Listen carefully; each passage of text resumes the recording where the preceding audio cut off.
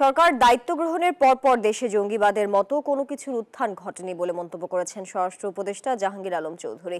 বুধবার রাজধানীর বাড্ডা, ভাটারা, তেজগাঁও, শিল্পাঞ্চল সহ বিভিন্ন থানায় ঈদের শুভেচ্ছা বিনিময় ও কার্যক্রম পরিদর্শন করেন তিনি।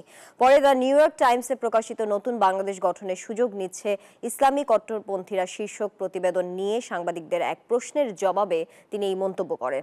বলেন, দেশে জঙ্গিবাদ সম্পর্কিত কোনো সমস্যা নেই। 5 আগস্টের পর প্রথমে দেশে কোনো সরকার ছিল না, বিশৃঙ্খল ছিল আইন শৃঙ্খলা পরিস্থিতি। পরে অন্তর্বর্তীকালীন সরকার আসায় সেই পরিস্থিতি ধীরে ধীরে উন্নতি হচ্ছে।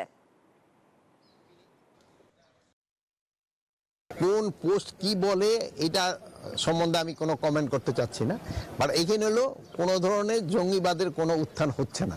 5ই অগাস্টের পরে কিছুদিন তো সরকারই ছিল না, এরপরে তো পরিস্থিতিটা তো আস্তে আস্তে উন্নতি হচ্ছে। আপনি প্রথমে ওই পুরানো ঘটনাগুলি নিয়ে আসতে তো হবে না, এগুলি আস্তে আস্তে উন্নতি হচ্ছে, আরো উন্নতি হবে। বান্ডেল থাকলে প্রতি সেনমানিতে টাকা বাঁচবে। বিকাশ সেনমানি বান্ডেল কিনে জিতুন প্রতি লেনদেনে।